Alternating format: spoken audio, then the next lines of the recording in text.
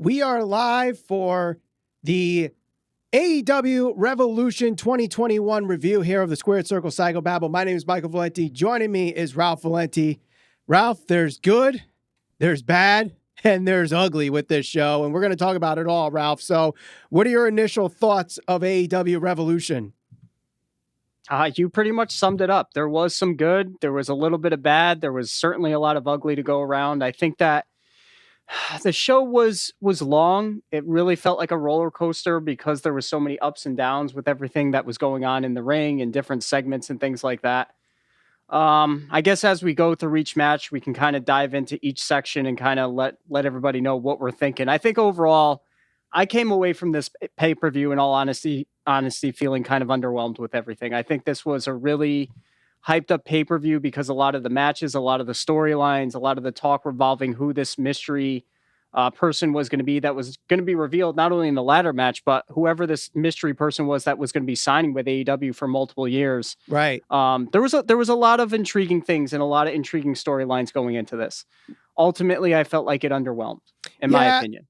Yeah, I would have to agree. Unfortunately, things did not quite live up to some of the hype on some things. I think some people were still thoroughly pleased with what we saw from AEW Dynamite, but I think at the same time, this pay-per-view definitely had some flaws in it. We're going to talk about that, but first, let's get some things in order here. We're going to be doing some Q&A throughout the show. You could go in the live chat with the hashtag question. We're going to go in the order of the live chat. And if you want to cut that line, donate to the Super Chat Party. Any dollar amount will do. Also, we have Merchamania running wild starting now, going through WrestleMania weekend, 20% off with the promo code Mania. Link is in the description. So, Ralph, let's start with the buy-in match here. Originally, it was supposed to be Britt Baker with Rebel going up against Riho and Thunder Rosa. Rebel, thanks to the doctor's note from Britt Baker, is not able to compete. So we get Maki Ito, a big favorite of the AEW fan base from the Japanese side of the Eliminator tournament. I don't know if you saw her in the tournament prior to Revolution, but if not, what was your thoughts of Maki Ito? Was there something wrong with her not her vocals, but something wrong with her entrance? Like it surely it can't sound like that every time she comes out, or is that part of her shtick and her gimmick? Because admittedly, I have not gone out of my way to watch a good majority of the tournament because it's not on Dynamite. So yeah, I think that's part of her shtick. I know she like I've seen her Twitter a lot because people will retweet it and whatnot, and she has quite a strong language of the English language, but I don't know about the karaoke part. Yeah, I guess that is part of her shtick, though. Okay, so I think that, like this and like the other women's match, the women's title match that we saw later on in the night, I think that this was one of the matches that was hurt from the fact that, we didn't necessarily get these matches on Dynamite and we only got them on like YouTube or Bleacher Report Live. Mm-hmm. Had the tournament had some of its main focal point matches, even if they included her in one match or two matches on Dynamite, this probably could have gotten more people's attention. I know that some of the really diehard AEW fans, some of the fans that pay attention to everything that, is put out by AEW, whether it's, the stuff on YouTube or BTE, whatever it may be, they were really intrigued by this and they really liked it. I didn't think it was, bad per se. I thought she certainly has personality, which is a good thing. So I don't think it's really a negative. No, it's not a negative. I was definitely thrown off by the entrance, definitely. And my wife was walking in when she started singing, and she's like, What the hell is this? I'm like, it's Maki Ito. And, she had no clue, obviously, because she doesn't follow wrestling at all, let alone, basically whatever I watch, she watches. And I've never watched Maki Ito before. And I will say, in ring wise, I think she was decent. There were a couple of moments where there was a lack of chemistry. Like there was a spot with Riho and Maki Ito, I believe, where I think one was supposed to strike the other, but they both braced for the strike, and it ended up where they chest bumped each other. I don't know if you noticed that. I didn't notice that particular spot. I think the one thing that I did notice, and this was kind of the theme of the night for me for most of the matches. Rebel certainly got involved, right? She Mhm. hit, who was it that she hit with the crutch? Was it Thunder Rosa or was it? I believe it was Thunder Rosa. So she got involved in the match, and the match also went, I think, 15 minutes. So outside interference, overly long match. I get it. It's part of the buy-in, but Mhm. does it really need to go 15 minutes? I would argue no. That was my takeaway from the match. It was long, outside interference. That's the theme of the night for me. So Yeah. I mean, it was a little bit on the long side, but given that the women don't get a lot of airtime on Dynamite, whether that's TNT's decision or AEW's decision, I'm not sure, but you got to give them time. And I guess this is really one way to give them time. And if they're going to deliver with that time, then fine. But I think it wasn't a terrible match, to say the least. Like, it wasn't like the worst match I ever saw. It could have been shorter, and there were quite a few botches in it, but I think overall it was a solid buy-in match. Would it, if I was on the fence to tell me it would convince me to buy the show? I don't think it would be, but to some people it might have been, especially because Maki Ito was such a big favorite and people wanted her signed to AEW, and she finally, I mean, I shouldn't say finally, because what's it been, 3 weeks? She gets signed to AEW, and people were excited. She got a good pop when they found out it was her as Britt Baker's partner there. Yeah. I actually went through and graded all the matches throughout the night. I gave this a solid C. Okay. And what makes it a C compared to the others? Like, do you have a criteria on what makes a A, what makes a B, C, D, F? I don't have a criteria. I just kind of did it based on how I like my lasting impression based on that. If I came away from it saying, okay, I felt like that was a good match. I felt like it could have been a little bit better. In ring, I think there were a couple weird botchy spots.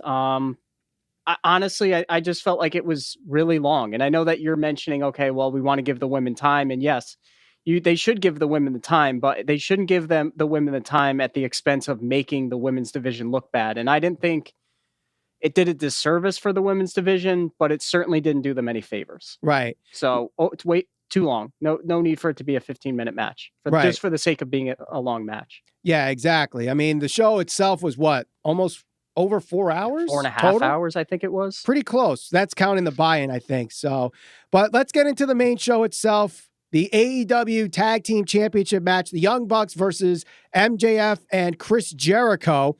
And before we actually get to that, we did get a super chat. So thanks to K Webb, $5 donation, says, I just want to say, I think for the rest of the year, when it comes to Tony Khan and AEW management, sometimes less is more. Yes, I would agree.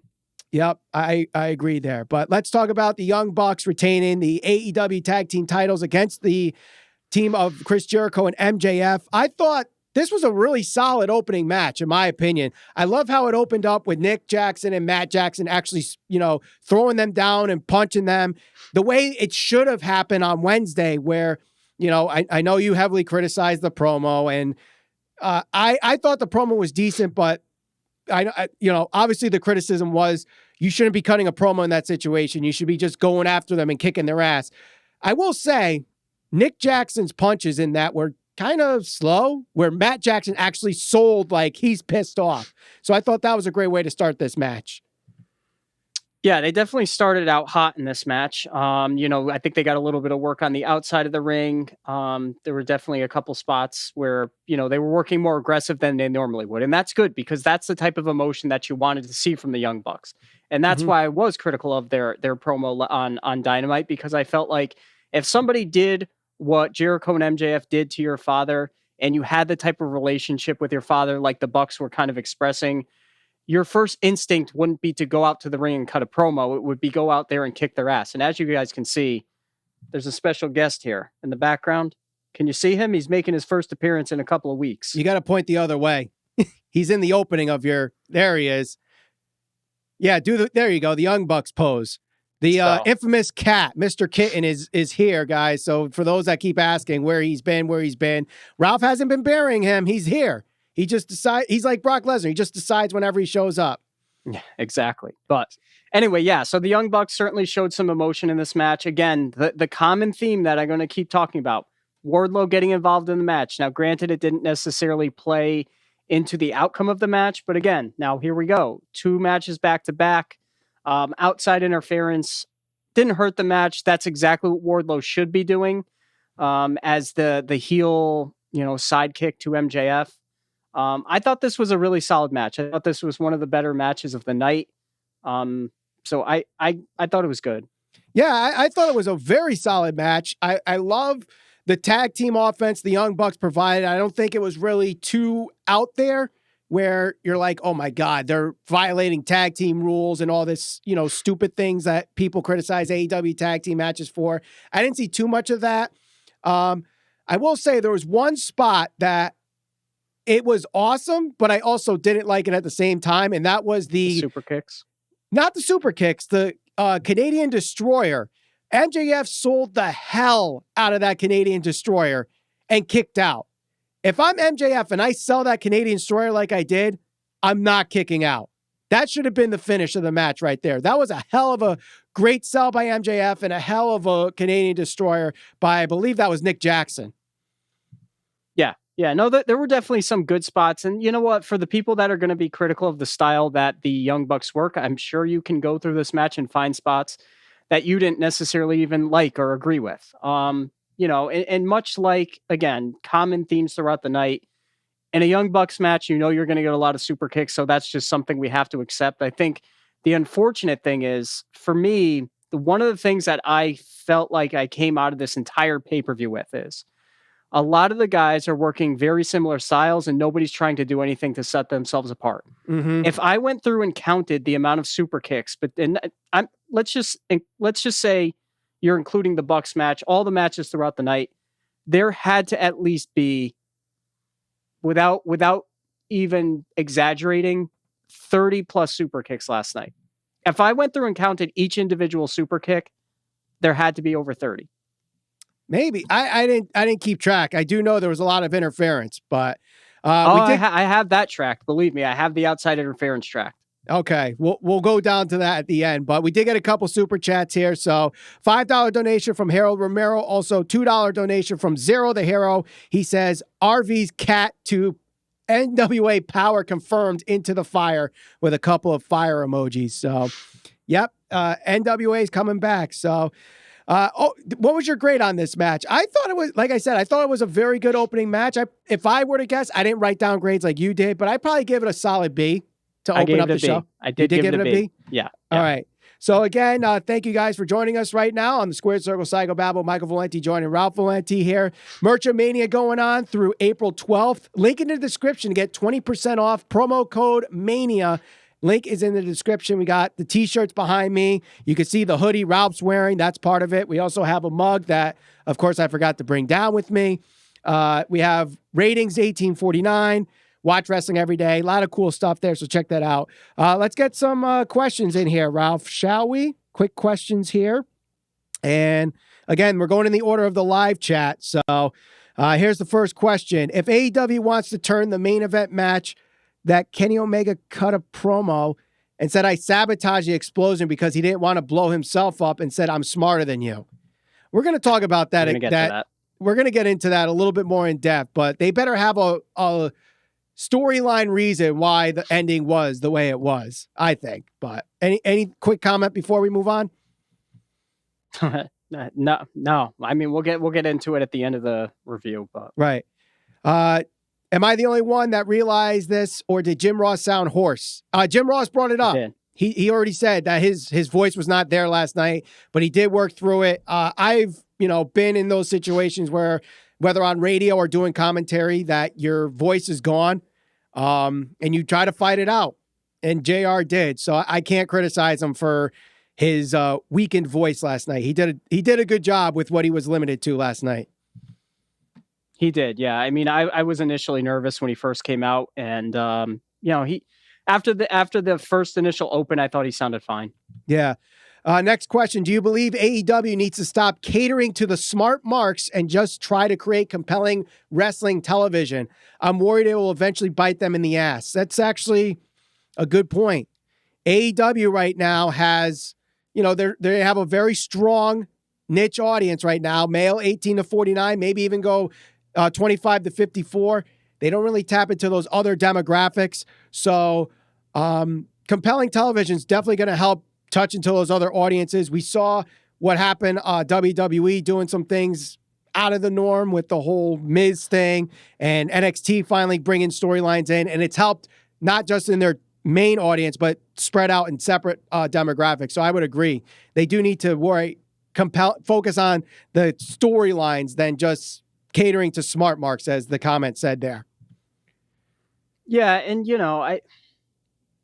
I definitely think if you go through and look at some of the things that happened last night or some of the matches, yeah, I think they do cater to, I don't know if you want to use the term smart mark, I guess fans that are more dedicated to the like dirt sheets and diehards. Yeah, your diehard fans. I think that they try to cater to them sometimes too much to a fault. And for right now, I think that's okay. But coming out of the pandemic, I think they need to be smarter about the way they book things, the way certain matches are certainly worked, and some of the things that they are doing in the matches for sure. Mm-hmm. All right, next question here involving the tag team title match. Now that Jericho and MJF lost the title shot to the Bucks, can Santana and Ortiz finally get a real run as tag team contenders? We'll see on Wednesday what this whole war council is. I think that's going to be huge. I think what ends up happening is there's a mutiny and they kick Jericho out of the Inner Circle, personally. That would be great. And that's something that they need to do, kind of those kind of storylines there. And that's going to help Santana and Ortiz at the end of the day, I think. Yeah, I agree. I do think that's actually where they're going to be heading with this whole thing. Right. All right. Any more questions? I don't think so. So we'll head on to the next match here, which is the Tag Team Battle Royal. 15 teams coming in 90-second intervals. We have Rey Fenix and Pac winning it, last eliminating Jungle Boy. I felt like this was entertaining, maybe a little too long.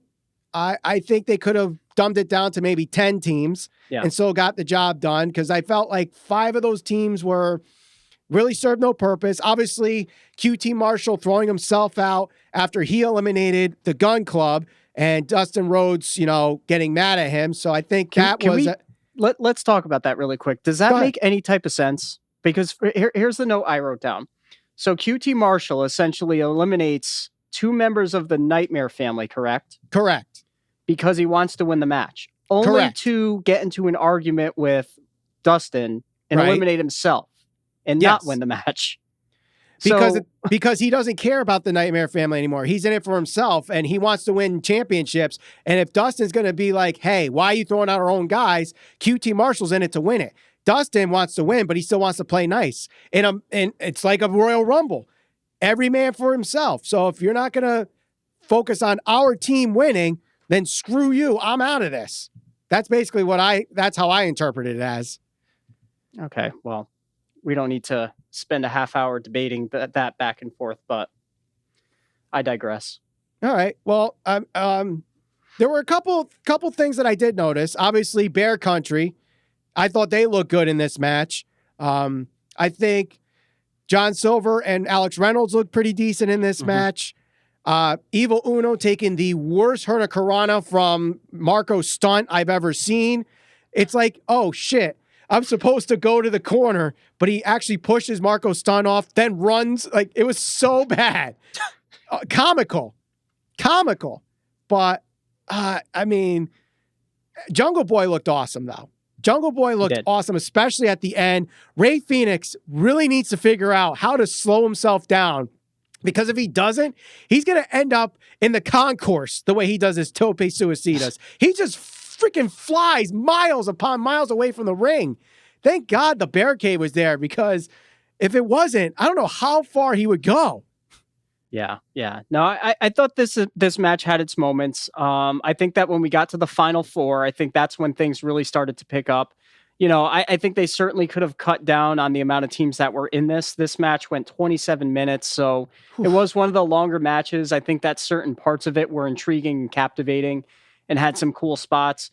When it got down to the final 4, that's really when I think things started getting good. The last couple of minutes with Rey Fenix and Jungle Boy were awesome. They were really good drama, really good selling parts. John Silver there, the part where he was hanging out of the ring and he was holding on by one arm and went back into the ring. Mhm. That was another good spot. I think that the tail end of this match was good.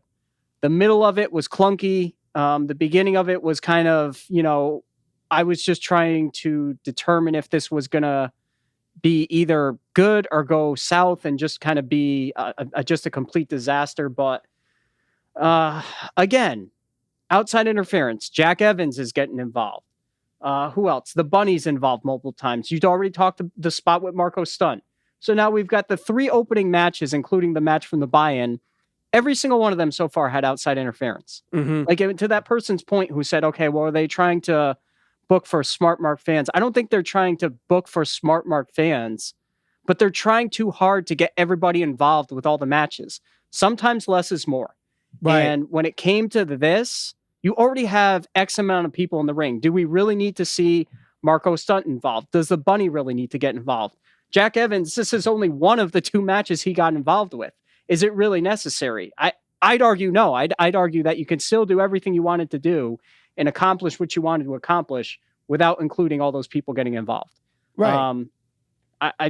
That's just my thought. Right. I think, like, I mentioned this on Wednesday because there were things that happened on Dynamite that I was like, you let one segment do it and then the rest kind of do their own thing. When you have a lot of matches have interference involved, it kind of loses the luster and the heat of interference, outside interference. Yeah. So when Wardlow does it and then Jack Evans is doing it, it's, it kind of diminishes, especially when you want the main event to have some outside interference. At that point, it's like, where's the security in this place? Does anybody hold any order? And again, you bury the refs because they can't control any of these guys. So where's the people backstage? Where's the referees enforcing this? It makes it very hard to, like some people can get upset at that. Yep. Yeah. Yep. No, and that was my big takeaway. So overall, last couple minutes were the thing that really did it for me. I thought the last few minutes of the match were really good. The middle was kind of whatever, throw away. What was your grade on this? I gave this one a C+. C+. Okay. All right, let's go to the women's championship match here, and that is Hikaru Shida versus Ryo Mizunami for the women's championship. It was a good match, but this went way, way, way too long. This one should not have gone as long as it did. There were some good strikes. Like, I am one that loves heavy-hitting strikes in wrestling, and this one definitely did that. But it got to a point where, like, every 2 seconds, there was some false finish and it just kept going and going and going. And yes, the crowd was invested. So if they're invested, props to them. But I think at this point, it was getting to the point where it's like, all right, are we just doing this to extend the match to give the women time, or the match just time to begin with? Or is this going somewhere? Yes. And that, to me, I think hindered this match. It was a good match. But I think it could have been a lot better if you cut down maybe 5 minutes of this match. I'd agree. And, I'm going to make a comparison here to WWE to a fault, because I know this is going to bother some people, but I don't know a better way to make this point. I feel like with AEW, a lot of times, a lot of the matches, and I already kind of touched on this with the super kicks and the pump kicks and a lot of the things that you see in a lot of the matches, most people are doing the same things.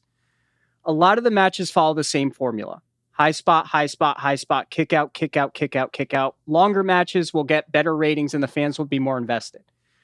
The difference is, if you compare it to like a WWE pay-per-view, the WWE pay-per-view is going to have your 15 to 20 minute match, your main event.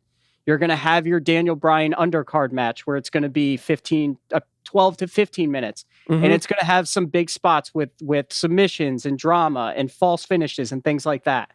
But you're also going to have your 3 to 4 to 5 minute matches that are one big move, one and done, pin, and that's it. That makes those longer matches and the false finishes more effective, and the fans are more bought into it because they're not conditioned to just kind of check themselves out. By the end of this match, I was just like, how many kickouts, how many big spots? At some point, I was just like, you know what?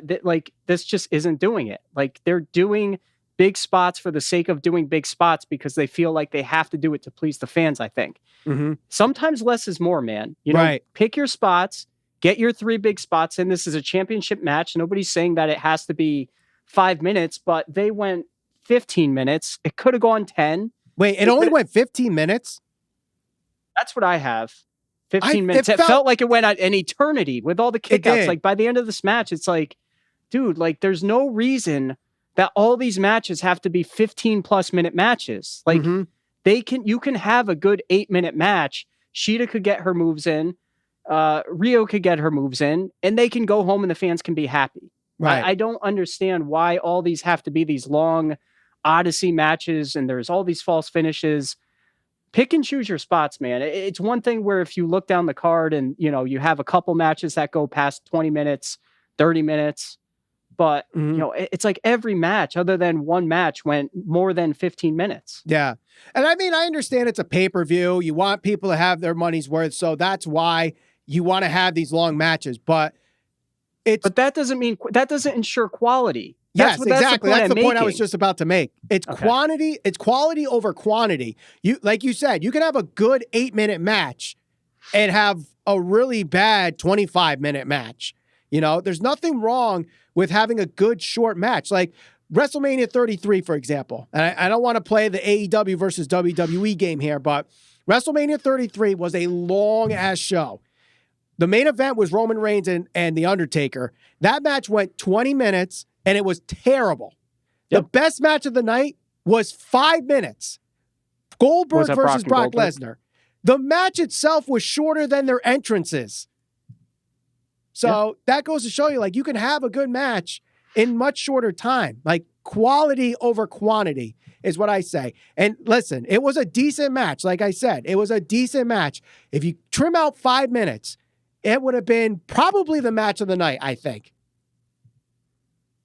I would not go that far, but that's your really? objective view. Well, I did not. I mean, I don't know, man. I don't know if it was because I wasn't bought into the match to begin with. Yeah, I thought it started out good, and then by the end of this, I was just like, you know what? Like I just all these false finishes, I just didn't care anymore. I was mentally checked out. It went far too long. I don't know. Yeah, the match itself, it was okay. It was okay. And I'm seeing people in the comment section talking about like, oh, like you want to talk about squash? Like, I'm not saying have squash matches. You know, that's not what I'm saying. All I'm saying is, and Ralph is probably agreeing with me on this, you can have a decent match in shorter time. Not everything needs to be these epics of wrestling matches. That's all we're saying. So somewhere I think we got caught up on the idea that if a match, and this probably comes from, if I was to guess, this probably generates from when Dave Meltzer graded Okada and Omega matches 5, 6, 7 stars. Those were long matches and they were great matches. And I think somewhere along the line, people looked at that and said, if we put on these long epic matches, these longer matches with false finishes and kickouts, that's going to ensure that the fans are going to be happy and that's going to ensure it's a good match. Right. But it's only if you are able to tell the story and keep the fans invested. By the end of this match, I wasn't invested in it. You know, if you look at the Iron Man match back when Brett and Shawn had their Iron Man match, that was over an hour long. That was a tough task for people for them to follow. And they did it, and people were invested in it. It goes down as one of the best matches of all time, a lot of people would consider. But just to have a long match for the sake of having a long match, to me, that doesn't make a good match. I'd rather take a 12-minute match that had a couple of false finishes and big spots and told a good story and kept me invested than something like this that obviously I'd imagine most people weren't invested in by the end of it. Right. All right. So let's, what was your grade on this before we head to the questions here? I gave this a C. A C? Yeah, right. It was okay. All right. So it wasn't good. All right. We're going to do some questions here. Again, hashtag question in the comments below. Also, we got Merchamania going on, 20% off all our merch in our store. Link in the description. Use the promo code MANIA. We're going to be doing the questions and the answer. I see them in the live chat. If you want to cut the line, donate to the Super Chat Party, any dollar amount. We've already had a couple donations. Thank you so much so far to Hero Romero, also K Webb and Zero the Hero for your Super Chats there. But here's the first question, Ralph. Did anyone notice or hear the refund chant at Revolution? I didn't notice, but heard about it today. I didn't hear it when I was watching last night, but I did see clips of the end, and I heard people chanting, "This show sucked."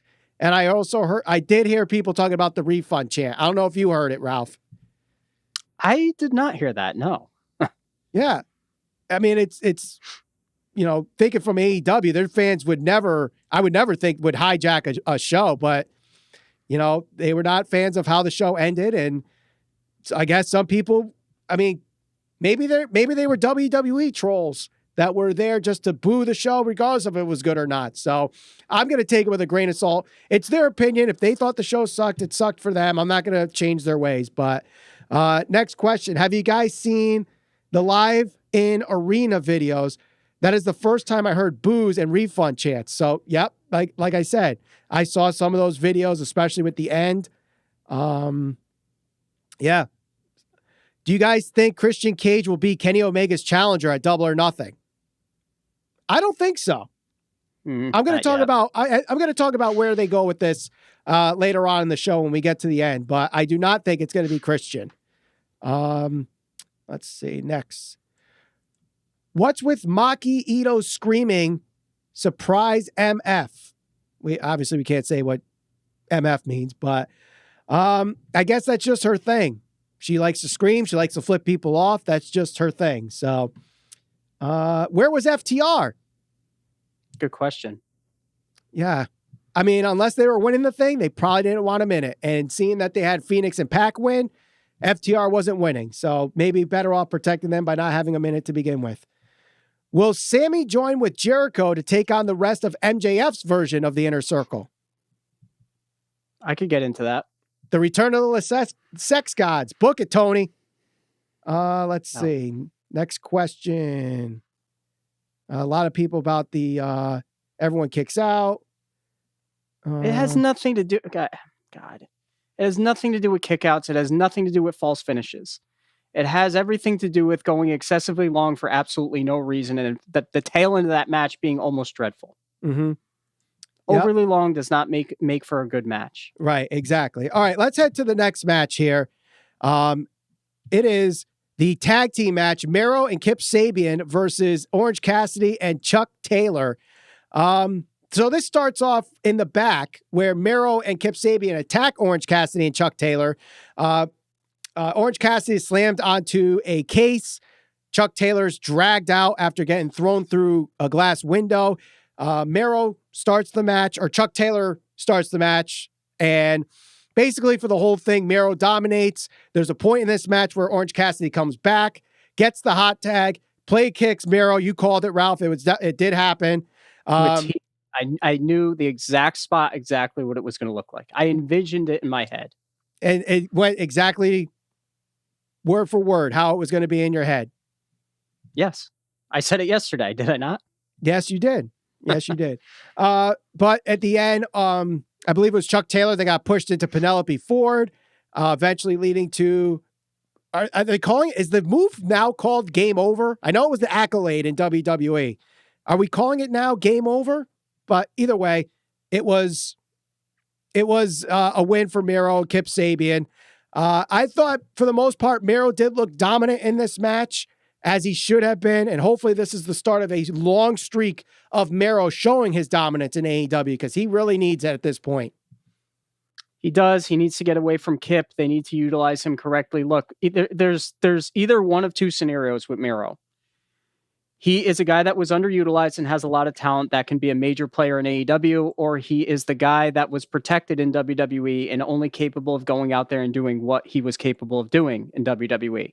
But they have to give him the opportunity to go out there and try to be the guy that he thinks he can be. I don't think he's going to do that working with the likes of Orange Cassidy and Chuck Taylor. Look, give him like Lance Archer, give him like Cody, give him a feud he can get invested in. Give him the opportunity to show that he is one of the better guys in pro wrestling, because the word that gets associated with him is underutilized, and maybe right or maybe wrong, because a lot of people saw him go to AEW and just kind of assumed that he was going to be a major player in AEW. That hasn't happened yet. It doesn't mean it can't happen, but I mean, just comparing what he was doing in WWE to what he's doing in AEW, I mean, was he really any worse off staying in WWE? I don't think he's really being utilized to his full potential right now. Nope. I tell you what, though, it is a good thing that they gave Orange Cassidy that win over Chris Jericho, however long ago, because they're certainly utilizing him correctly since that big win. I know That went a long way. I mean, I who could have foreseen that? Did anybody even call that out, or was everybody talking about how great Orange Cassidy was for week in and week out? Yeah, I mean, it seemed like at one point Orange Cassidy was like the most popular wrestler in AEW, and I mean, he has his shtick, but we've seen this before in wrestling with guys like Eugene and the Hurricane and stuff, where like it's great for a short period of time, but unfortunately, it runs its course. He's Grado. He is Grado. Anybody that's a wrestling fan, go and look up Grado. Go watch some videos. Listen to if you saw the reactions that he was getting when Grado would come out, you would think that guy's going to be the next big thing in pro wrestling. Yeah. Didn't happen.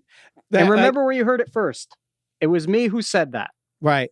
We did get a $5 donation to the Super Chat Party. Mario Morales, thank you very much for your donation. $5, just wanted to spend on a show. That's worth it. Thank you very much, man. Really appreciate it. Also, we got that Merchamania going on. 20% off all merch using that promo code MANIA. Link in the description. It's already put in. When you click that link, it's already executed. The promo code's already there. You just got to pick what you want and go from there. T-shirts. Ralph's got the hoodie on. I have the other hoodie behind me. A lot of good stuff there. Let's see. Where are we going now? We're going to the big money match. Speaking of money, Matt Hardy and Hangman Page. Now, I thought this match was good. I thought this match was a pretty solid match. Good wrestling match between these two. I liked Matt Hardy going after Hangman Page's hand. Good ring psychology there. Again, we had interference. So what's that now? 4 matches so far with interference? Well, I didn't mention it. Penelope Ford got involved in the match before that. So that would make 1, 2, 3, 4. This would be the 5th out of 6th match with outside interference. And yes, the Dark Order did get involved, as did Private Party. I loved this match until that point. I thought this was the match that was going to end up stealing the show.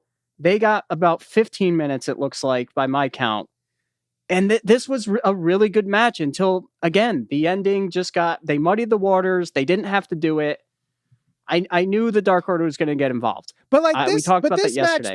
This match, though, it made sense.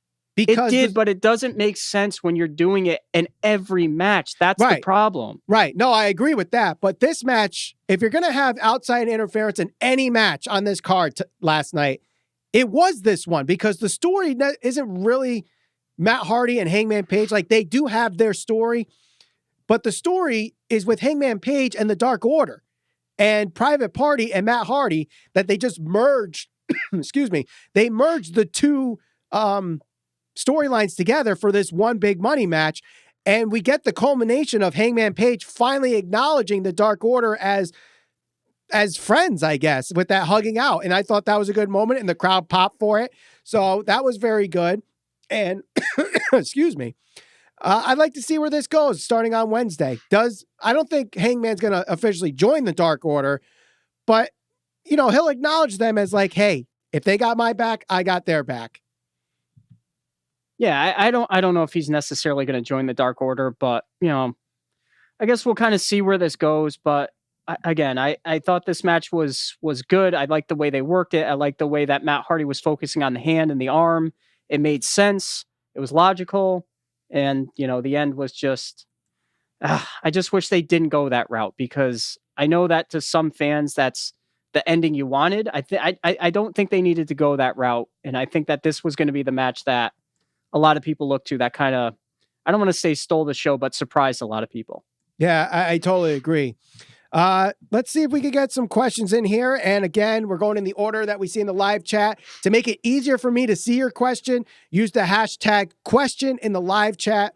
Also, if you want to cut that line, because I go in the order that I see them in the live chat, Donate to the Super Chat Party. Any dollar amount, you get your question or statement read out loud on the show. And also, as you see on the lower third, Merchamania is going on now through April 12th. 20% off with the promo code Mania. Link is in the description. So let's start this off with, where are we going? Do you think the less is more quote should have been used in the main event with the explosion at the end? That is the one time where probably you'd want more of what you're expecting and not the less. Yes, I totally agree. Let's see. Okay. I'll try to read this. It's a little broken English, so I'll try to read this as best I can. I apologize. But how were you guys that Murder Hawk didn't win the ladder match? He was built up the last 3 Wednesday nights, all for nothing. We're going to talk about that in a minute. I think Scorpio is a decent winner, though, in my opinion.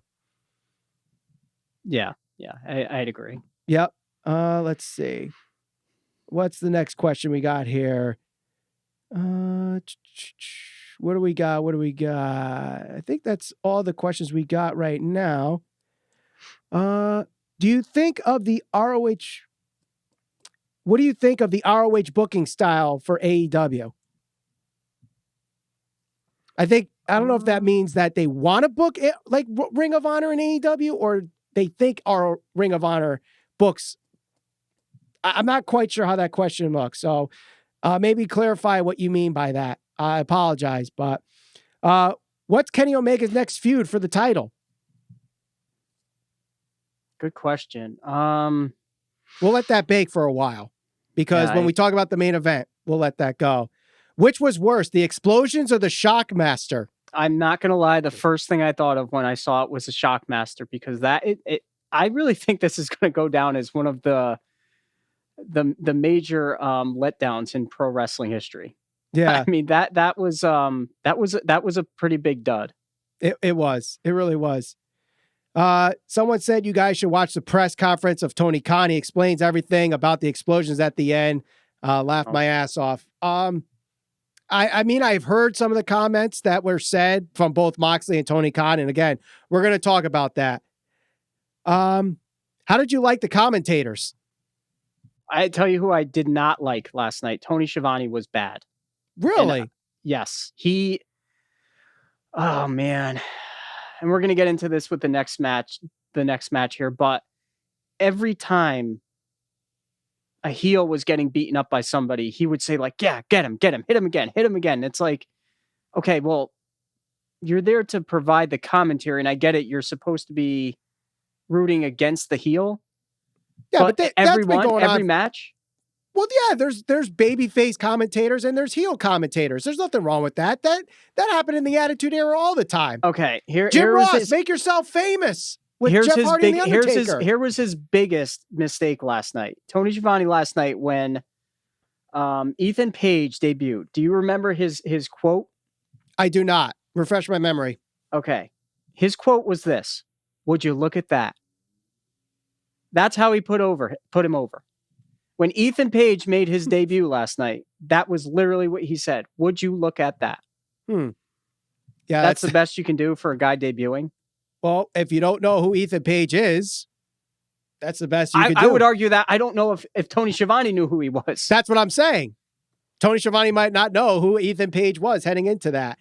Next quick question here. Do you think AEW pay-per-views are too expensive? WWE only charges $10, soon to be $5 with Peacock, for a month of the library and the current pay-per-views. I just can't justify when the last few pay-per-views have felt meh.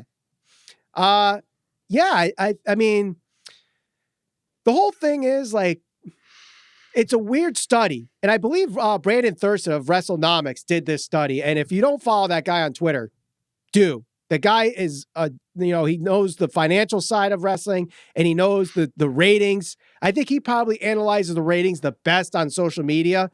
Definitely follow him. But he did a study where as the increase of pay-per-views went on throughout the 90s, the amount of buys also increased. So if you bring it down, it might actually hurt the amount of pay-per-views that AEW sells. Yep. So while I get the idea of, making it cheaper because WWE does it, but also let's not forget, AEW only does it 4 times a year, whereas WWE only does it, or they do it every month. So they could kind of get away with it. Plus they are their own entity, where the Khans own the Jaguars. They own Fulham Football Club, and they own all these other businesses. AEW is not their only money. So they have to get more bang for their buck, and they're not going to lower the price because it's better for us, knowing that, 100,000 pay-per-view buys is going to get them $5 million. You know what I mean? So yeah, no, I get it. It's all about the value. Like if somebody sees the value in something, like if you say something's 99 cents, automatically somebody's going to look at that and say, okay, well, that's cheap, but they also might associate a sense of quality to that price. Exactly. So that's somewhere subliminally, you're doing that in your mind and you don't even realize it. So $50 probably is the right price based on those studies and stuff like that, like you're suggesting. I guess it's kind of up to each individual fan if they're willing to part with that $50, but right. And I understand, like, it's, the times that we're in, people might not have the $50 to put in. And I've seen people on Twitter trying to, find ways to watch it for free. Or if you get a VPN, you can watch it on Fight for $20. Like, there's ways around it. But, if you think it's worth the $50, I mean, you take a gamble with it, because a lot of us spent that $50 thinking that, we were going to get a very, very good show. Exactly. And sometimes they deliver, sometimes they don't. Same with past WrestleManias and Royal Rumble, Survivor Series. Not every show is going to be worth that $50. Sometimes they're worth more than that $50. So you roll the dice, just like going to the casino. Sometimes you walk away with twice as much as you walked in. Sometimes you're heading to the ATM because you lost $100 or $200 in like 5 minutes. Correct. So, hey, just really quick, because people keep commenting on this. Well, who is Ethan Page? Who is Ethan Page? Look, if you don't know who he is, that's fine. But that's exactly why Tony Schiavone's response was the exact opposite response you'd want. You'd want him to come out and for the commentary team to essentially make it feel like he's a big deal and build him up and talk about all of the accolades and all the things that he has done prior to AEW. You don't want it to just be like, oh, well, I don't really know who this guy is, so it's not really a big deal. You want to build him up. That's why I'm being critical of what Tony Schiavone did when he came out. Now, I know sometimes people are critical of the rest of the commentary team, including Excalibur. Excalibur actually did something really good here, and I'm glad he did this because I made a note of this. Anybody who's watched the series The Wrestlers, I think it was called, on Vice, they did a special on the up-and-coming guys. 2 of the guys were actually Ethan Page and Darby Allin, and they actually talked about the feud that they had back on the indie scene, and it went on for a really long time. They worked with, was it Gabe Sapolsky in, what was it, Evolve, I believe? Yes. I just watched this episode a couple nights ago, watched it back, and that's exactly what you want to do. You want to kind of build him up and talk about guys that he's worked with and people that he's associated with. So now Excalibur essentially has told you that he's had feuds with guys like Darby Allin, and we know Darby Allin is a champion in AEW. So you would think that he can perform at that level. By him coming out and Tony Schiavone just being like, well, look at that. It's like, okay, well, so what? If you're somebody who doesn't know anything about Ethan Page, well, you probably don't feel like he's anything to care about, or you don't feel like he's special. But had he put him over, that's the job of the commentary team. That's why I'm being critical of him. Right. So let's head on to the next match here. Thank you guys for your questions so far. Keep using that hashtag question. Like I said, we go in the order that I see them in the live chat, but if you want to donate to the Super Chat Party, any dollar amount will do. And you'll get your question read or answered or statement read any part of the show. Doesn't have to be during the question time, but the face of the Revolution match, we already brought out that Ethan Page was the surprise entrant in that. Also, Scorpio Sky gets the win here. I thought, going into it, Lance Archer would have been a solid choice to win here. He looked pretty dominant, even though he lost. Ethan Page, I thought, looked pretty good in his AEW debut. But I think this is the right move with Scorpio Sky, and I'm willing to bet he beats Darby on Wednesday. You think he's going to beat Darby? Now, do you think that there's going to be... Oh, I shouldn't even ask this. Is there going to be outside interference? Of course there's going to be outside interference. There was outside interference in this match again, too. But anyway, do you think that does Team Taz come out and cause him the title? Is that what you think, or you just think he's going to beat him clean? I don't know. Like, I think they would want to... They either protect Darby because, A, the huge elbow drop that he gave at the end of the street fight, he's got injuries. So you could just play to that and Scorpio wins clean, quote unquote, or Team Taz gets involved. But I do think that Scorpio Sky is winning the TNT Championship. Did you notice that people were starting to boo Cody Rhodes when it seemed like he was going to win the match? I did notice that. And you know what? I don't know if that's by design, because if you watch, and I don't think you watched the Countdown show, but they asked Cody Rhodes, well, why are you involved in this match? What makes you think you're somebody who should just be in the match? And he said, well, that's easy. I'm Cody Rhodes. So I think that he's due for a heel turn. I think we're going to see that probably sooner rather than later. It's only logical. The fans are going to, if he continues to put himself in these positions and have, the grand entrances like he's having, that is going to unfortunately turn off some fans. I like Cody Rhodes, but I do know that some fans get pretty annoyed with him and his antics. Well, I think at this point, like, I know some people give the criticism that he's just trying to be Triple H and AEW, and you obviously could see that, the over-exaggerated entrances, the sledgehammer thing that happened back in Double or Nothing 2019, stuff like that. So I get where they're going with it, but I mean, it's not like he really keeps himself he should be one of the faces of the company. Like, he's deserved that spot. But I also understand people feeling like he's shoved down our throats at the same time, because if they see it in other promotions, AEW should not be invincible by that criticism either. Yeah. I mean, and it's not, Cody can't even challenge for the heavyweight. I get it. I mean, I think sometimes people overreact with Cody a little bit, but I think it's probably done by design. He's setting himself up for a major heel turn, I think, at some point. So it's got to happen. It absolutely is going to happen. And he's going to be great at it. And he's going to get under a lot of people's skin just because he's doing all of those things already now. Right. I agree. Now, we did get a super chat here from Greg, the Groove Drummer, Drum Covers. We're going to get to your question in just a second here, but what'd you think of Max Caster's rap in his entrance? Throwing all these different pop culture references in there. I know some people weren't too happy with his Lady Gaga dog walker comment this past week on Dynamite, but he throws in guys like Governor Cuomo in his rap. Dr. Seuss is in there.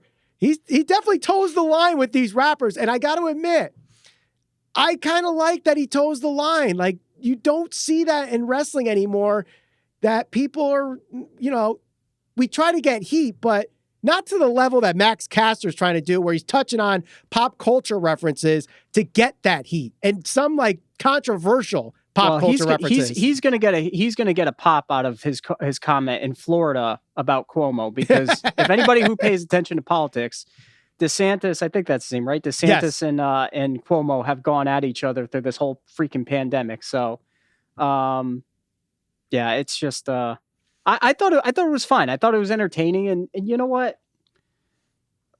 Let's not be so quick to just judge everything that he's saying. It's just, he's doing what he's supposed to do. Mm-hmm. It's all in fun. Right. And, as long as he's not like being overtly like racist, misogynistic, or anti-Semitic, let him touch those, cross those lines once in a while. But he's no worse than MJF. MJF is worse than him. MJF crosses more lines than he does. So right. I mean, he's not calling anybody turkey tits, but no. All right. So here's the question. For anybody keeping count there, there was outside interference in this match as well. This was Jake the Snake did get involved in the match, as did I believe this was Evans who got involved in this match as well. Yep. Evans got involved as well. So that's now like 7 of 8 or 6 of 7. Yep. Pretty much. All right. So here's the question from Greg here. If people scam and don't buy the pay-per-view, it's part of the problem. AEW needs to compete with WWE. don't we want another option? Makes 0 sense. Support 100%.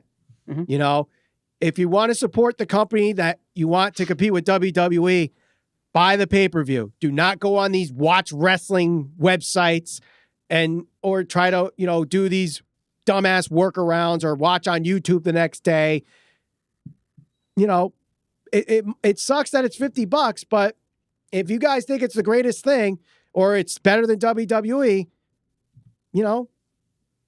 pay the $50, unfortunately. That's what I got to say. So, Yep. All right. Let's head to the big reveal of who is all elite, Ralph. It is Christian Cage.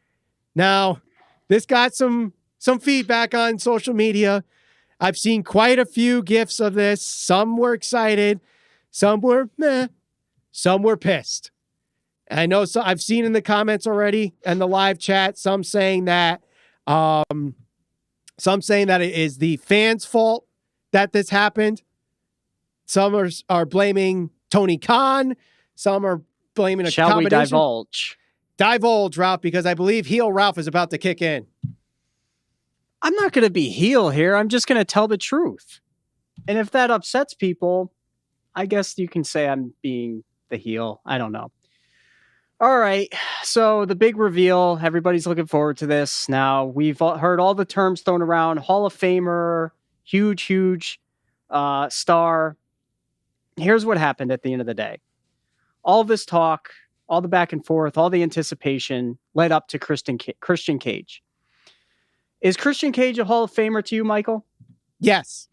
I'd agree. I think that Christian Cage is one of the most underutilized professional wrestlers from the Attitude Era. He's had his moments. We talked about this yesterday. His feud with Randy Orton and his matches with Randy Orton were great. That's probably the highlight of his career as far as being a singles competitor. Okay, so we all agree that Christian Cage is likely a Hall of Famer. Yes. Whatever standard. Right. The problem I have with this is Tony Khan. I think Tony Khan has once again put his foot in his mouth and oversold the goods, oversold the fans on what they could expect. Now, the exact terminology he used, and this is what I was so caught up on yesterday, was huge star. Mm-hmm. Christian Cage, or Christian, whatever you want to call him, during the Attitude Era, was really defined for the work he did within a tag team. And even in that tag team, he was never recognized as the top guy. Edge was the guy that everybody looks to as the top guy coming out of that tag team. Edge had multiple world titles. He was the rated R superstar. He had multiple feuds with Cena, Orton, straight on down the line.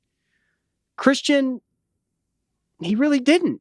He didn't really go out on his own and have a great career as a singles competitor. He did really good in TNA, but that's another part of this. He left the WWE. He had the opportunity to prove that he's a huge star. He didn't really help TNA out all that much. Mm-hmm. Anybody that's upset by this, and I keep hearing this, it's the fans' fault. It's the fans' fault. No, it's not the fans' fault. It's Tony Khan's fault. It's Tony Khan's fault because just like he went out there and told everybody there's going to be a shift in the landscape of professional wrestling, he went out there and said that it's going to be a huge star. And automatically everybody assumed Brock Lesnar, CM Punk, or somebody of that caliber, because to most people, those guys are household names. You can ask anybody who's watched pro wrestling as a casual, they know who those people are. Mm-hmm. Christian is the guy that had great tag team matches during the Attitude Era. And after that, I mean, what is his career defined by? He was never the biggest star during the Attitude Era. That was Austin, Rock, mm-hmm. And I Christian to me is great. One of the most underutilized guys in pro wrestling. But it's Tony Khan's fault that it's getting the negative reaction. He sold everybody a bill of goods that he couldn't deliver on. Right. And don't get me wrong. Like, some people are still excited, and they should be excited. They should be. He's great. I'm not saying he's not great. The problem is what Tony Khan did. He walked you into a Mercedes dealership. You thought you were going home with a Mercedes, and you end up going home with a Honda. A Honda's a reliable car. It's going to last a long time. But the problem is it doesn't have that name. It doesn't have the Mercedes emblem on it. And that's what Tony Khan promised fans. He's got to stop doing this, man. He does it to himself. He oversells. Yep. And we talked about this yesterday. We talked about the fact that, he talked about how, Hager and Moxley was the best no DQ match ever. It wasn't even close. The shift-changing thing that was going to happen on Dynamite was just the return of Pac. And then this, like, huge star. Obviously, people are throwing names like Lesnar and Punk and Cena, and that's, I get it. Fans did hype themselves up for it, but when you're told it's a huge star, Christian might have been a somewhat of a star in TNA. There we go. Yeah, but nothing satisfies Ralph. Ralph's complaining. Okay, well, look, if people don't want to realize what's really going on here, look, ask yourselves this. Okay, Michael, you tell me if I'm right on this. Okay. If Cena left WWE and went to AEW, does that drastically change the landscape of pro wrestling? Like, does that actually do something for AEW? Yes, absolutely. 100%. Christian left WWE for TNA in better shape, much younger, probably more closer to his prime. How many years ago? 10, 12, 15? 10, however. Yeah, I think I was in college when that happened. So when you throw around the terminology huge star, you would assume that somebody defecting from WWE going to a rival company is going to be a game changer. I like Christian. It's going to help them as far as in-ring work. Is this going to help them get any closer to dethroning WWE as the number one promotion in the world? No. I would say absolutely not. Right. No, it's not going to. And if you're one of those that took Tony Khan's words for granted and like literal, huge star, oh my God, it's Lesnar, oh my God, it's Punk, then yes, you are going to be let down. And that's where I think people are saying it's the fans' fault. But maybe some fans are realizing at this point that, you know what? You got to take Tony Khan's word with a grain of salt now. I know he said something about having aces up in his sleeve. At this point, when I see him saying aces up his sleeve, he's got a 7-2 off suit and hoping for a full house at this point. You know, I'm not, until I see something that he says actually follow through 100%, I'm just going to be like, okay, Tony, it's the boy that cries wolf. Sign Brock Lesnar or bring CM Punk back to pro wrestling or or bring Okada over from Japan. Or Cena or The Rock or Stone Cold Steve, something like that. To use the terminology huge star, you put Christian in the tough spot because now Christian has to live up to that. Every single day, every podcaster, me, you, everybody, any pro wrestling podcaster, any journalist that covers pro wrestling, Christian Cage now has to live up to that unfairly. Right. And he will be able to do it in the ring, but you now have to assume that he is going to be able to draw and bring you closer to dethroning WWE. And I'm sorry, Tony Khan's got to stop doing this to his talent. He's got to stop doing it to his company. And he's got to stop doing it to the fans. Because right now, had he not said that, had we just gone by what Big Show said, we'd be having the conversation like, great, this is cool. Christian's in AEW. Exactly. Go out. I mean, it's Tony Khan's fault that these narratives are being thrown out there because he let the fans down. That's his fault. Right. If it was by what Paul White said, Hall of Fame worthy talent, going to be huge for the company, 100%. Like no one would have a problem with this. This is I agree. This is a huge signing for AEW. Don't get me wrong.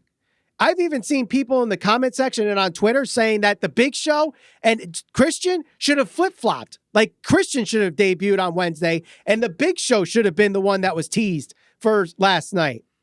I want to make one more point. I want to make one more point, and this will be my last point. Okay.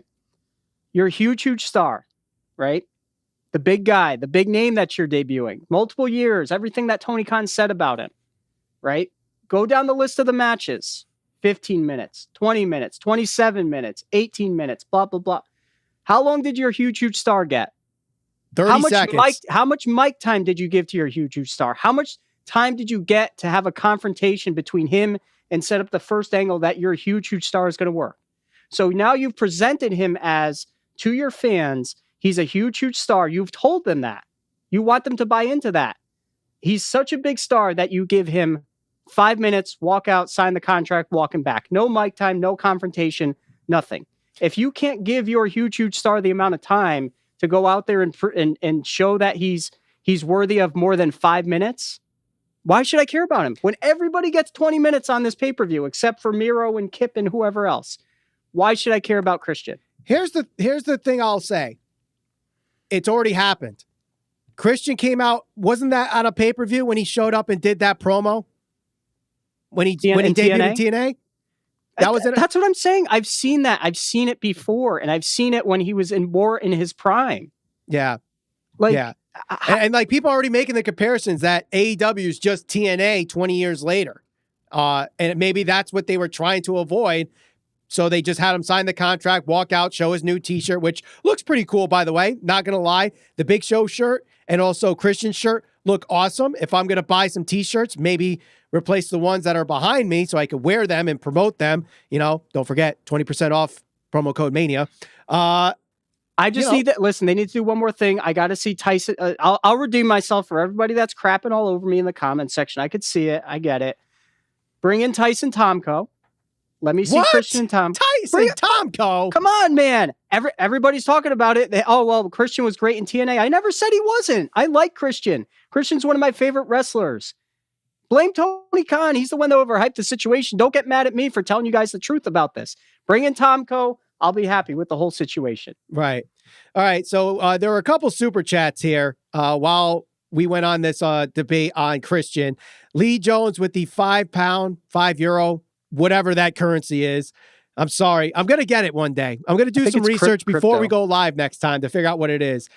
He said, while Ralph is having a rant, let's talk about Justin Roberts.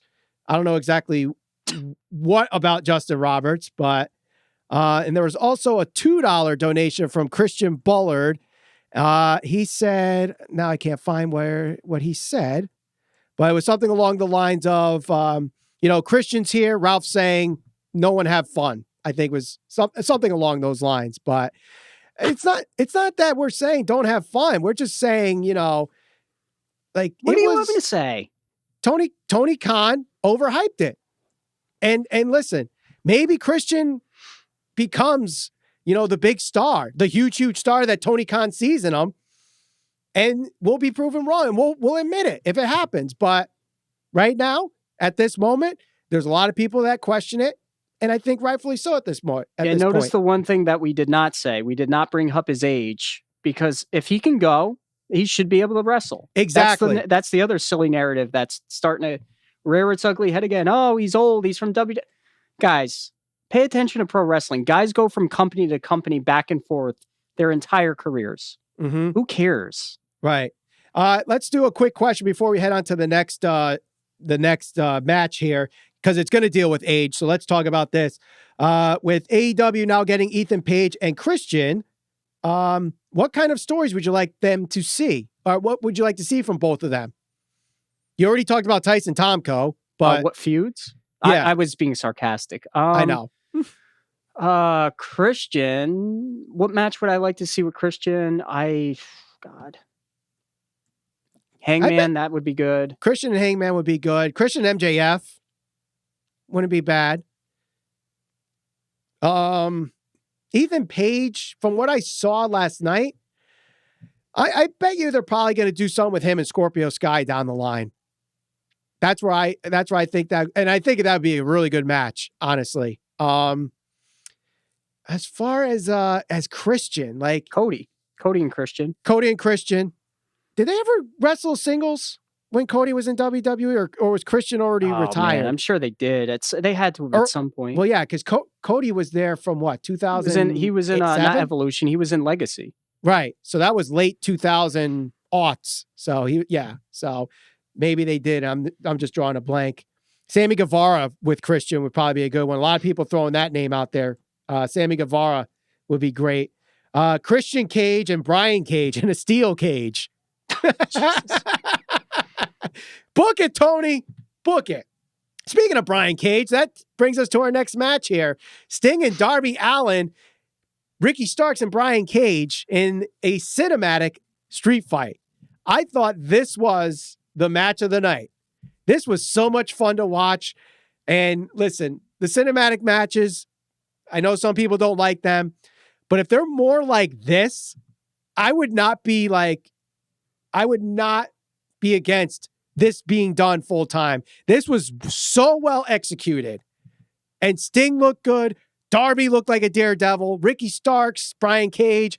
We got Powerhouse Hobbs and Hook interfering. So that's what now, 7 on the interference tally there, Ralph?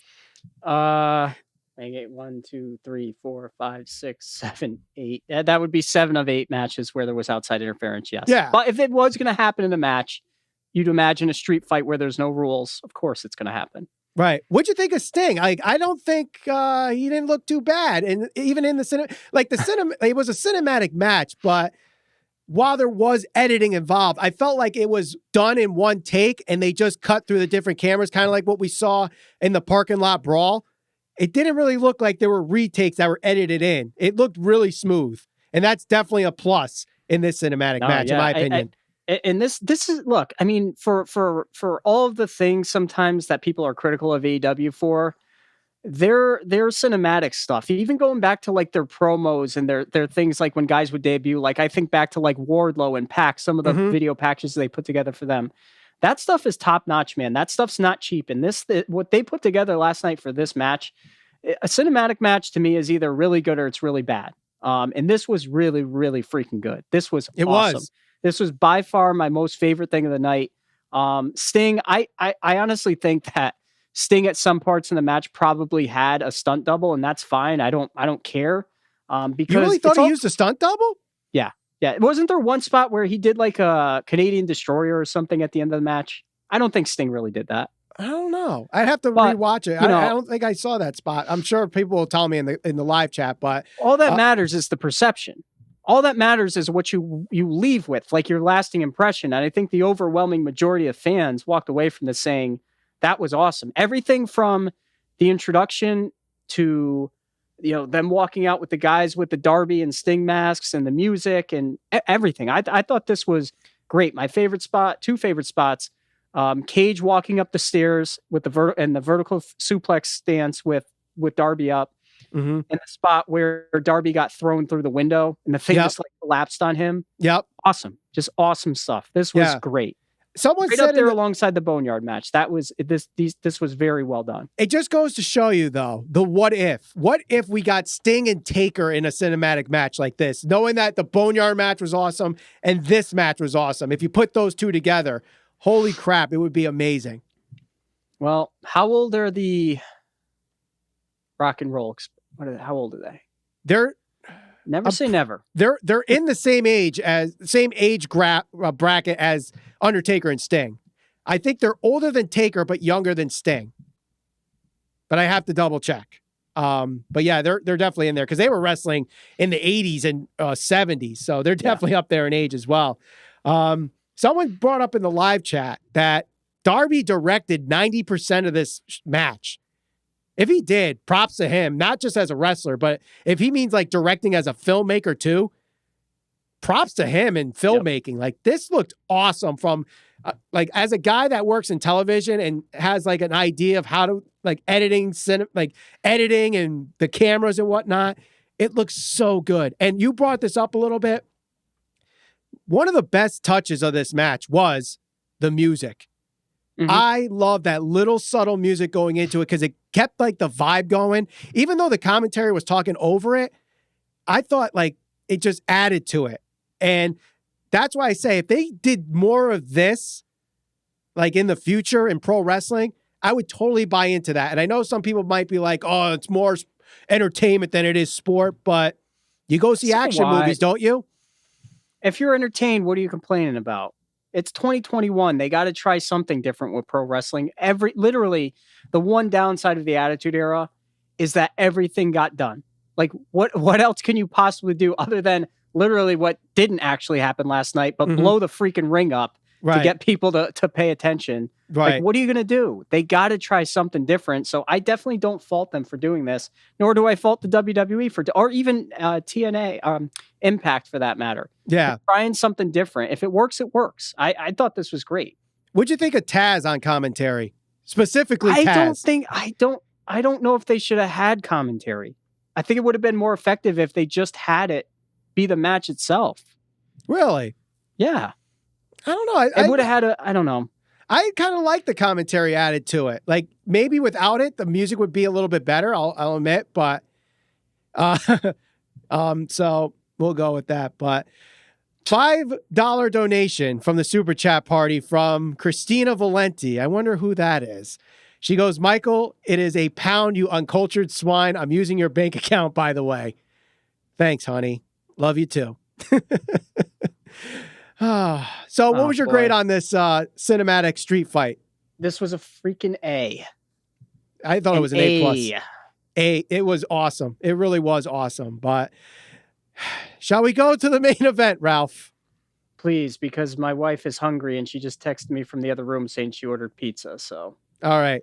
I know you all want to hear me rant on things, but there's other things at play here. All right. Kenny Omega and Jon Moxley in the exploding barbed wire death match. The explosive dud heard around the world as, oh my God, like, talk about overhyped. And I really hope they play into this on Storyline on Wednesday. I guess on BTE, they had Michael Nakazawa, like they explained the story. Michael Nakazawa went on the dollar store, and that's why it executed the way it did. I just hope they do something to follow this up because, man, that like one of the most hyped moments in American wrestling history, and that's the delivery. That's like. Do you remember the movie Joe Dirt? Yes. Okay, in the movie Joe Dirt, he pulls over and sees the Native American. He's selling fireworks, and Joe Dirt's like, "Where's the good stuff?" And he's like, "This is the good stuff. Snakes and sparklers." That's what we got. We got snakes and sparklers. Not the Roman candles, not the hoosky doos and the hoosky don'ts, not the big explosions that go boom. What the hell, man? Come on. Yeah. This was bad. This was bad. And it was especially bad because Eddie Kingston was even trying. Look, I know that Tony Khan right now and even Moxley are trying to backpedal and say, oh, well, Kenny Omega, he's no mastermind. He can't make bombs. But that doesn't explain Eddie Kingston selling as if he knew that he was supposed to sell. Like, the explosion was supposed to happen. I see people trying to defend Eddie Kingston. Stop. Guys, I mean, come on. Like, they're saying he was in some kind of shock. There's really nothing he could do because he didn't actually see the explosion, so he just sold it. Like that. So what? Did he have like a tray of cookies in the back and go into like diabetic shock or something? Like what? Like I don't know. Like I give him credit. I will give him credit because he's trying to sell something that was supposed to be much bigger than it was, and even the commentary did it. So I don't want to completely bury those guys. But I don't know, I don't know if it was actually a botched pyro. I honestly think that's how it was designed. I really don't see anything around the ring that makes you think that was a ending gone wrong. I honestly think that's how it was planned, and I just hope there's a storyline where either Kenny messed up or Michael Nakazawa messed up, that they could somehow salvage that. It's going to be hard. But man, that was like I don't know if there's a single person in this world that watched last night and was like, that was an awesome ending. Yeah. And I mean, my initial thought when I saw the sparklers going off was Gilbert, literally Gilbert. Yeah. I've seen Gilbert gifs. I've seen sparkler gifs. The Joe Dirt scene that I referenced, people put that gif out there. Like, even like, guys, it wasn't designed to be like that. Tony Khan said that. Tony Khan also said that there was going to be a huge star. Come on, guys. I'd implore everybody, try to be at least a little objective with this. Nobody says you have to dislike the match, but there's no way you're going to convince me that went according to plan.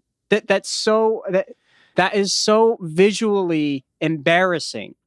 There's just no way. Especially if anybody went on YouTube for the past three weeks that this match was promoted and seen how these matches are supposed to look like. This was nothing. This was a popcorn fart between those things. It was like, the match was very good. I thought the match was good. Was it as good as the non-sanctioned match? I don't think so. But man, this is the closing moment of one of the most hyped pay-per-views in a very long time outside of WWE. And this kind of goes out there with the pay-per-view blunders as of Halloween Havoc, where Goldberg faced Page and they cut the feed. That's how bad that was. I don't think it was a botch. I honestly don't. I think that's just how they designed the pyro, and they probably thought it would look better, but it didn't.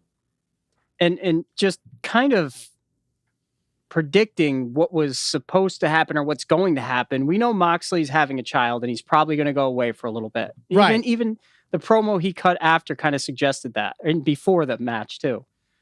So you'd imagine an easy way to write somebody off TV is to look. Did I actually think they were going to blow up the freaking ring? No, I didn't think they were going to blow up the freaking ring. But I don't think that they expected it to be as visually underwhelming as it came across. Yes. And there's not much that you had to do.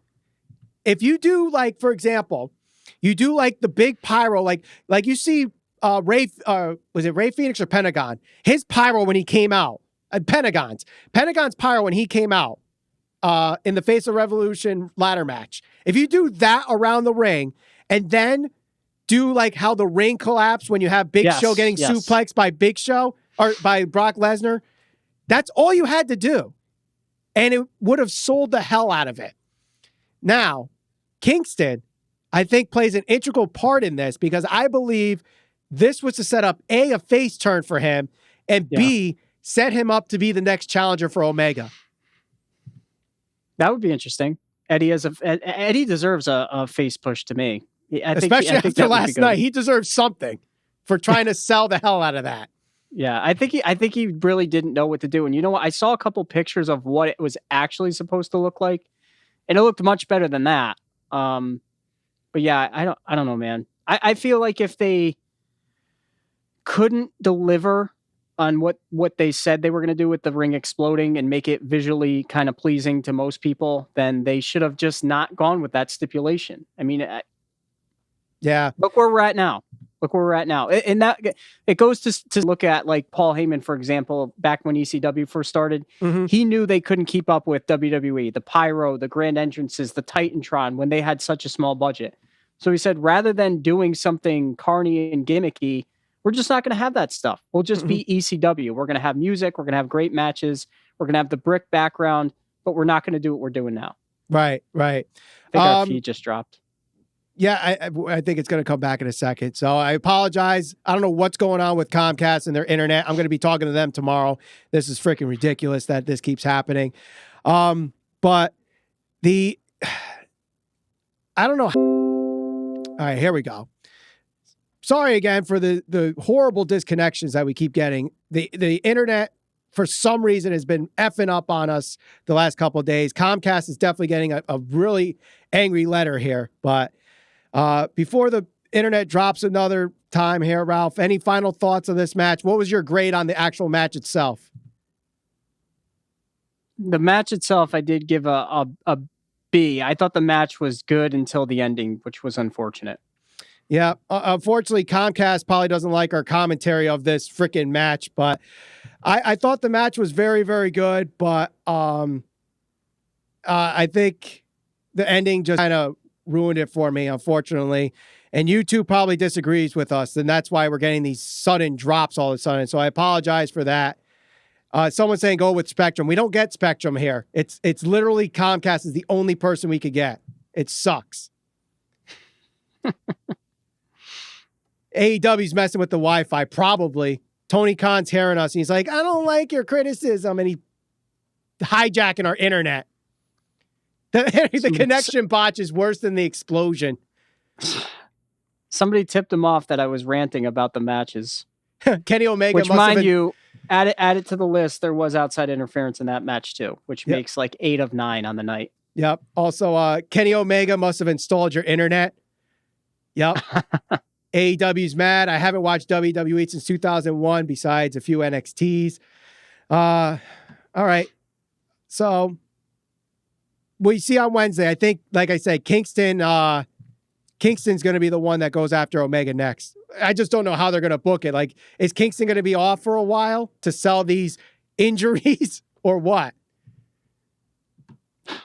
I don't know what they're going to do. I know they're trying to work themselves out of it right now, but I think the overwhelming majority of fans are kind of pointing out that it was a flawed or botched ending. Yeah. Even if it wasn't a botch and it was intended to be that way, did not live up to expectation. So yeah, unfortunately, but we'll do a couple questions before we head on out. Hopefully the connection stays here, but use the hashtag question. Also, Merchamania going on 20% off with the promo code Mania. Here's what Tony Khan actually said. Speaking of the explosion in his cover up here, to actually have the ring explode. Well, yes, was the match you made. That's one of the comments here. That's it's his match. It's his match. He's the Booker of the Year by awarded Booker of the Year. If you couldn't deliver, why are you making the match? Why are you making the stipulation? Good question. Let's see. Next question here. How can they salvage this when you have Eddie and commentary selling? You can't honestly expect me to believe this was supposed to be a dud. How can they salvage it? Yeah. I don't know. I mean, I know they're trying to. I don't know. They're going to have to get creative. Yep. With the Inner Circle thing on Wednesday, do you see Sammy help Jericho or Swerve? He turns on Jericho and shakes MJF as a good heel. This is where they could do the story to write off Jericho. And who would side? Yeah, they you could have do Sammy that. come back and side with MJF. They could. That's actually a good idea. Good job there, Randy Sam, on that one. Let's see. Okay, guys, this show is not so good, not worthy of $50, but still much better than any WWE pay-per-view. You know, even embarrassing things, still better than any Vince production. So don't go and watch Raw Miz. It's not, but I would disagree. I mean, I don't know if it was worth the $50. I don't think. Do you think last night was better? And well, I don't even. Nah, let's not go down this rabbit hole. Yeah, I don't I think was going to start comparing pay-per-views, but you're going to have the internet drop again because I think I've ruffled enough feathers already. Yeah. Let's see. What's the next? Is there any more questions here? I'll tell you one thing I would like to see. Go ahead. I would like to see Kenny Omega, the best bout machine, be who he's intended to be, and stop with the storyline that he's been doing with Moxley. You know, it is what it is. They had their death match. Let's get the best of Kenny now. Let's see Kenny deliver the guy that he's supposed to be. Mm-hmm. I agree. So what was your letter grade for the whole show? Overall grading for the show? Mm-hmm. Is that what you're asking me? Yep. That's what I'm asking you. Overall I gave it a C. Yeah. Would you say it was worth, obviously I don't think it was worth the $50, but do you think it was worth maybe even $30? I wouldn't say it wasn't worth the $50. I mean, I paid for the pay-per-view. It wasn't what I necessarily was hoping to get. Was I entertained? Yeah, there was enough entertainment there for me. I mean, whatever. It is what it is. I'm not going to be too upset about $50. I'm just more upset that it didn't. You know, I was expecting a B to an A. Like I thought this was going to really be one of the pay-per-views that stole the show, just based on the storylines, everything going into it. And I didn't think it lived up to the expectations. So I gave it a C. Yeah, I would agree. Probably like a C plus, B minus there. Cause like most of the matches were decent. Some of them were a little bit too long. I thought the barbed wire match was good, but unfortunately the ending just kind of took the wind off the sails. If that explosion was really good and left people on a great impression, people might be talking like it definitely was worth the hype, but I think there was some stuff that was overhyped and unfortunately kind of faulted to the whole show. And some people I think were pleased with what they were given, and some were not. And I think this is probably the most polarizing pay-per-view that AEW has put on. Outside interference, that was a big thing for me. Just about every single match, outside interference, overly long matches, unnecessarily. The botch at the end, I mean, the explosion, look, it didn't live up to the expectation, whatever. I mean, I can't go higher than a C on this thing. Right. All right, guys. We'd like to thank you all for joining us here on the Squared Circle Psychobabble. I'm sorry that we had to go through the internet problem there towards the end. We will have this uploaded as an audio podcast. If we're on Spotify, iTunes, all your favorite podcast providers. So if we miss anything due to the internet connection, I will have that up within the next couple hours. Don't forget to share us all over social media. We're on Facebook, Instagram, and Twitter, SCPB Podcast. Also, 20% off all our merch. Link in the description. Promo code MANIA for Ralph Valenti. My name is Michael Valenti. Thank you all for joining us here on the Squared Circle Psychobabble.